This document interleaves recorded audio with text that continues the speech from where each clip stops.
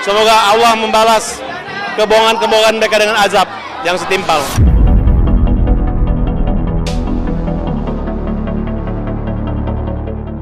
Peradilan media sosial.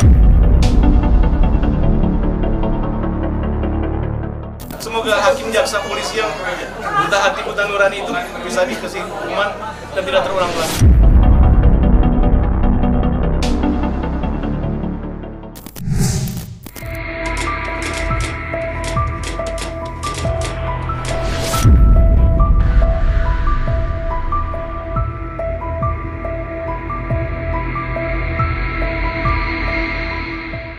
Saka Tatal, mantan terpidana kasus Vina Cirebon, beberapa hari yang lalu telah melakukan ritual sumpah pocong.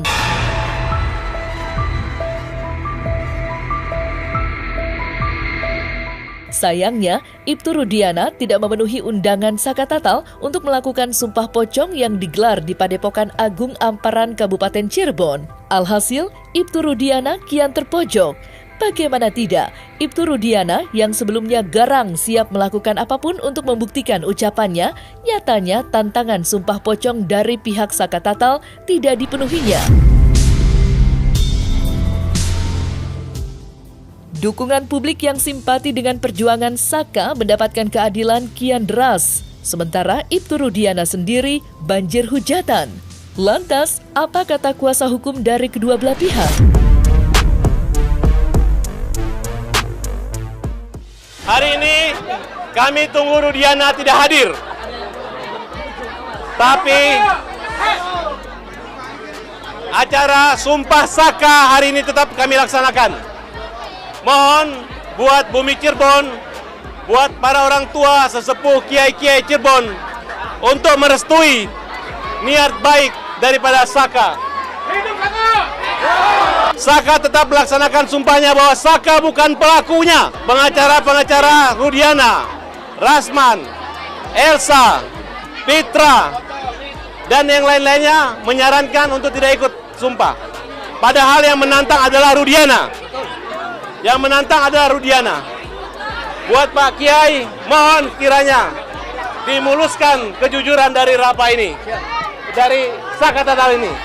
Semoga Saka Tatal bisa menjadi orang yang berguna, bermanfaat, sehat, panjang umur. Tapi kalau memang kita kaji secara hukum, itu tidak diatur di dalam ketentuan hukum acara pidana.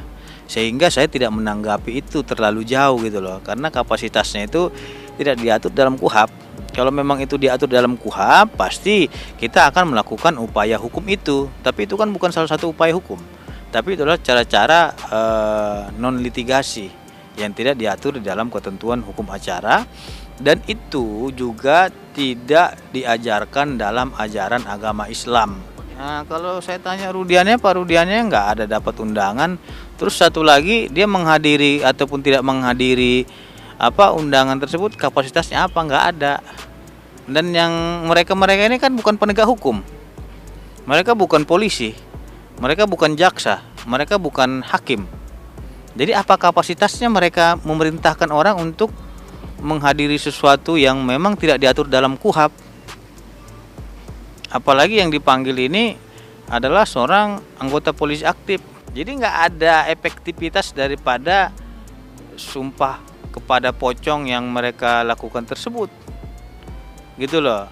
Dan itu tidaklah sebagai novum. Dan nggak akan ada efeknya hal tersebut. Kalau memang membangun opini, ya mungkin bisa sah-sah saja gitu loh kan. Akan tetapi kalau memang itu dijadikan bukti dasar, saya kira itu tidak bisa dijadikan bukti. Karena kalaupun seorang melakukan sumpah itu, bukan hanya disumpah aja. Di dalam pengadilan saja, selain disumpah ia diperiksa lagi. Diperiksa oleh hakim, diperiksa oleh jaksa penuntut umum, diperiksa oleh penasihat hukum. Itu akan ditanya-tanya lagi di situ. Kalau dalam penyidikan itu diinterogasi gitu.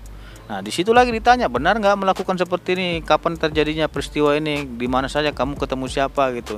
Kalau memang kita sekarang ini lebih percaya kepada sumpah kepada pocong dibanding sumpah di muka persidangan, ini nantinya akan terjadinya peradilan media sosial. Semoga Allah membalas kebohongan-kebohongan mereka dengan azab yang setimpal. Apabila hidupnya berbohong, jangan panjang umur. Apabila dia sakit, jangan cepat sembuh apabila dia berbohong. Tapi itu adalah suatu ikatan janji kepada Tuhan bahwa hanya orang berani yang jujur yang berani sumpah pocong.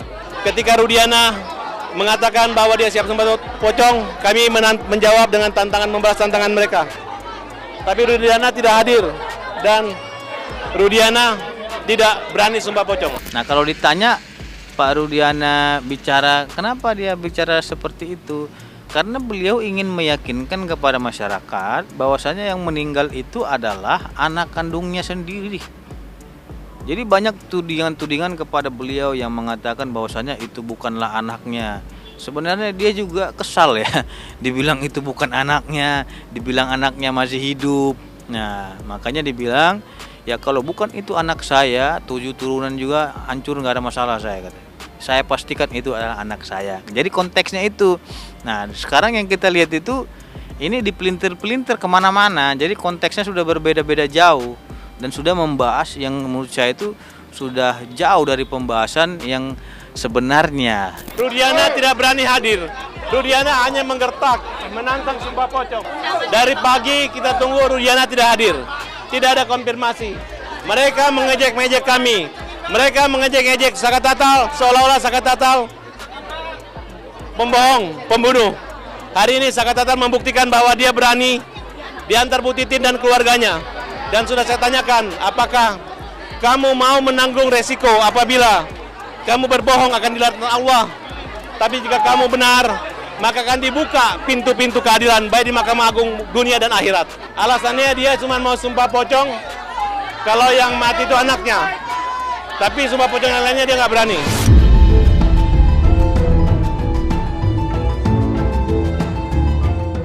Sumpah pocong yang dilakukan Saka Tatal belum lama ini sejatinya tidak dibenarkan dalam ajaran agama Islam. Sebab dalam ajaran Islam tidak ada istilah sumpah pocong. Mengingat sumpah pocong merupakan produk budaya yang kerap dilakukan masyarakat zaman dulu di daerah tertentu. Di dalam Islam hanya dikenal sumpah mubahalah. Tidak ada dan tidak diajarkan sumpah pocong sebagaimana yang dilakukan Saka Tatal kemarin. Meski Saka sendiri melakukannya untuk meyakinkan masyarakat jika dirinya tidak melakukan apa yang seperti dituduhkan Ibtu Rudiana terkait kematian anaknya.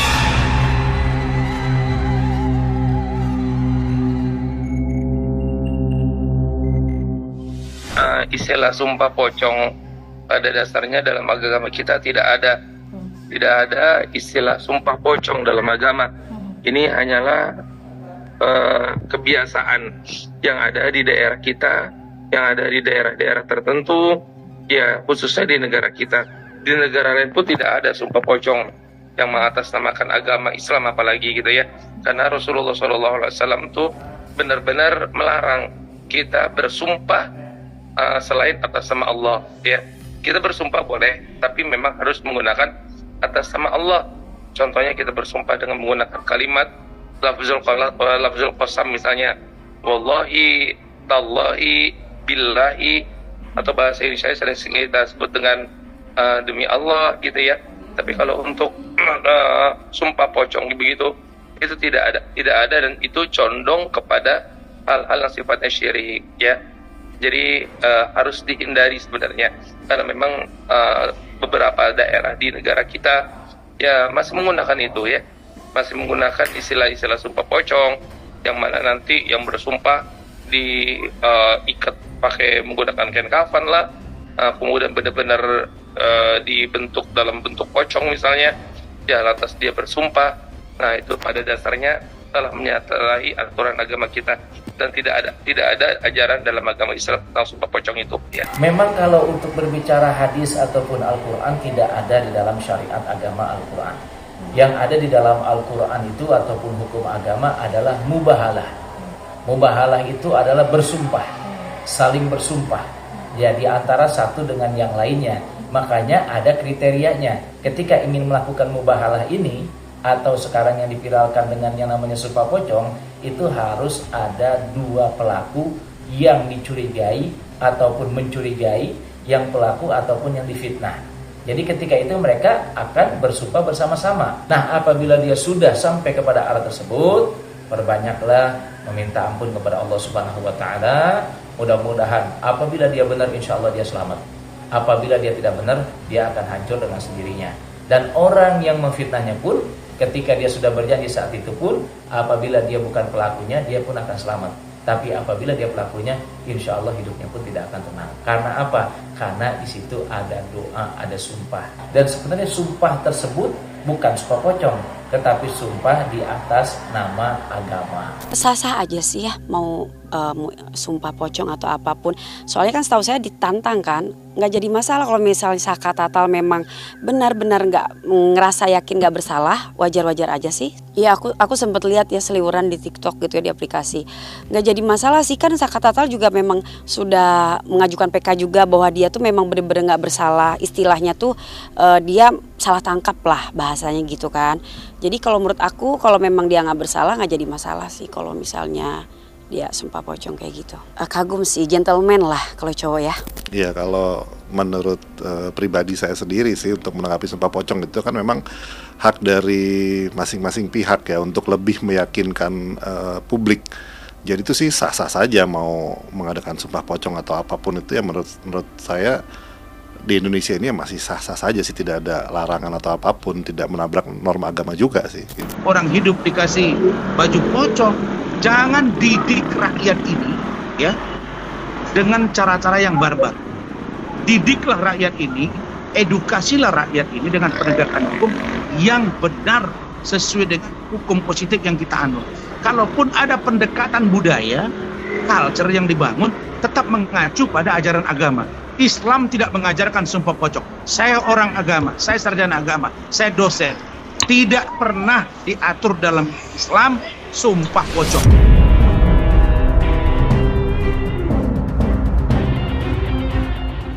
Masyarakat Cirebon, terutama warga yang tinggal di Padepokan Agung Amparan, tampak begitu antusias mengikuti ritual sumpah pocong yang dilakukan Saka Tatal. Warga rela berdesak-desakan untuk menyaksikan Saka Tatal menjalani sumpah pocong.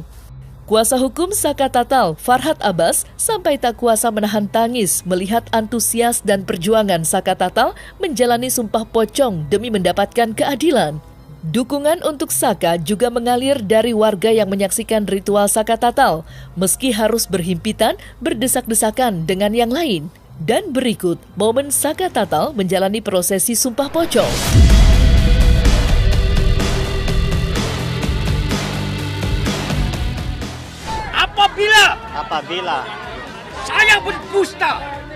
Apabila saya berdusta dalam sumpah pocong ini, maka saya siap diazab oleh Allah dengan azab yang teramat pedih sesegera mungkin baik di dunia maupun di akhirat. Allahu Akbar. kalau dari Saka mah persiapan nggak ada sebenarnya. Cuman kalau Saka mah yakin. Kenapa Saka yakin? Karena Saka kan tidak pernah melakukan apa yang dituduhkan. Jadi titiknya satu, Saka tidak pernah melakukan apa yang dituduhkan. Iya, jadi kalau buat sumpah pocong Saka mah ayu-ayu aja. Alhamdulillah ritual sumpah pocong telah dilaksanakan. Berarti Saka Tatal telah menyampaikan janji dan sumpahnya di hadapan Tuhan dan pada seluruh masyarakat Cirebon. Saya ucapkan terima kasih buat seluruh masyarakat Cirebon karena hari ini tantangan Rudiana tidak hadir, tapi Saka tetap konsisten punya komitmen bahwa sumpah dilaksanakan dia bukan pelakunya. Semoga majelis hakim mahkamah dan seluruh saksi-saksi yang bohong dan bisa meluruskan kembali keadilan Saka. Tapi apakah sumpah pocong mempunyai kekuatan hukum? Tidak. Apakah sumpah pocong mempunyai value? Tidak. Nah, karena itu saya tidak mau kita ini menjadi aneh. Yang katanya buat Ibu Rudiana tadi awalnya nantang, kenapa nggak hadir? Alasan itu apa lagi? Jadi kalau Rudiana nggak hadir, sebenarnya nggak apa-apa. Bagi Saka nggak jadi masalah. Maka Saka juga ingin membuktikan kebenaran seperti apa. Bayangkan kalau anak kita yang melakukan yang di zoliman seperti ini, apa yang akan terjadi kira-kira? Oleh karena itu, saya yakin perjuangan Saka ini bukan hanya perjuangan Saka, perjuangan Indonesia. Terima kasih buat Selis, terima kasih buat masyarakat Cirebon. Mudah-mudahan ke depan tidak ada lagi orang yang disolimin. Semoga hakim, jaksa, polisi yang buta hati, buta nurani itu bisa dikasih hukuman dan tidak terulang lagi. Kan saya meyakini itu ada peradilan yang sesat dan itu sudah dikemukakan oleh para ahli. Sekarang saya ini mengetuk kepada semua pejabat, Bapak Kapolri, Bapak Presiden, lihat Pak, ada anak. Dulu dia 15 tahun, dia dituduh melakukan pembunuhan. Dia disiksa dengan cara luar biasa. Hari ini dia sudah dewasa. Dia sudah menjalani hukuman, tapi tetap dia memperjuangkan keadilan. Dia berpikir juga 7 yang lainnya. Sampai segitunya di Indonesia orang nyari keadilan luar biasa. Dan yang anehnya masyarakat semua mendukung. Terserah orang mau ngomong apa, tapi sebegitunya, sampai sebegininya, saya juga sedih ngelihatnya, sampai sebegininya Saka mencari keadilan.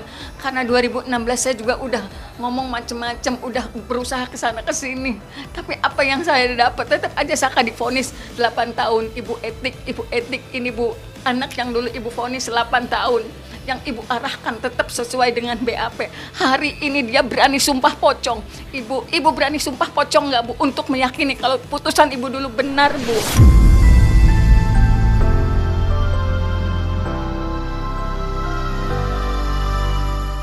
Nah, selesai sudah Cumi Lovers, saksikan terus Cumi Camp In-Depth, kabar lengkap, mendalam, dan akurat dari narasumber terpercaya.